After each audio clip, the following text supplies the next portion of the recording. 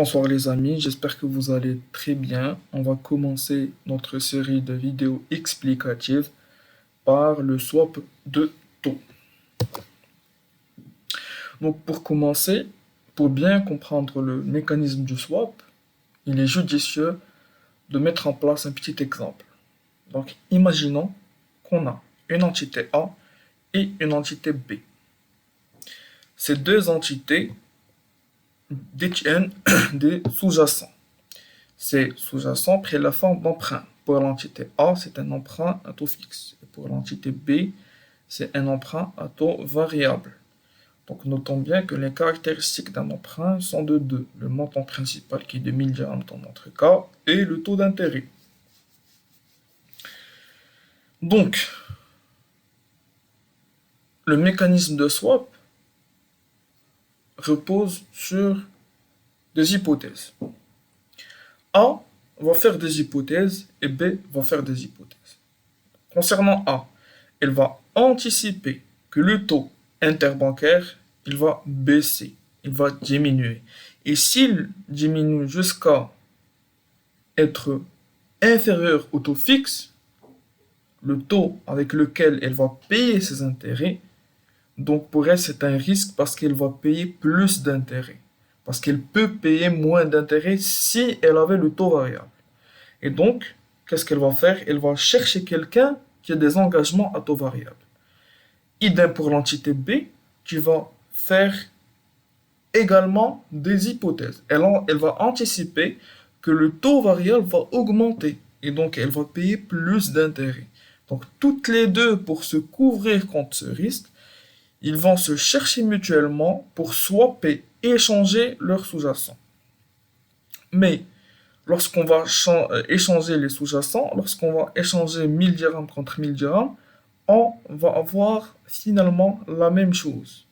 Ce qui nous amène à la règle générale qui dit que si le swap est basé sur le même montant, il s'agit d'un swap de taux.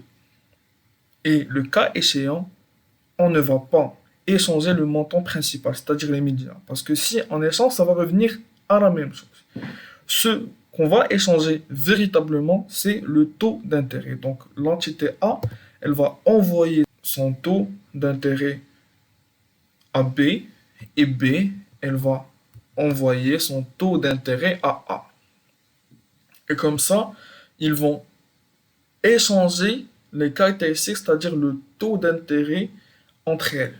Le taux d'intérêt de A va être livré à B, entre guillemets, et le taux d'intérêt de B va être donné à A. Comme ça, les deux entités, elles vont réaliser leur, je dirais, hypothèse pour se couvrir contre le risque.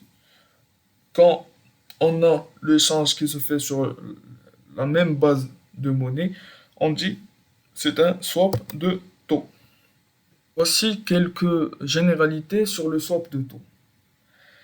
Un swap est un échange entre deux parties de deux flux monétaires portant intérêt, avec obligation de payer ses intérêts et rembourser le principal notionnel à la date d'échéance. Lorsque l'échange est basé sur la même monnaie, on parle de swap de taux. Le cas échéant, le montant principal n'est pas échangé. Ce qui est échangé est le taux d'intérêt. Et plus précisément, le porteur du taux supérieur paie le net d'intérêt à l'autre.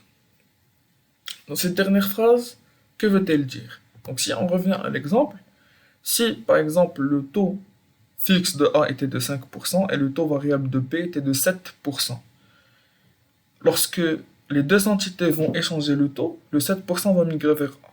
Mais véritablement, les 5% de A vont être majorés juste par 2% pour donner le 7 qui était le taux d'intérêt de B.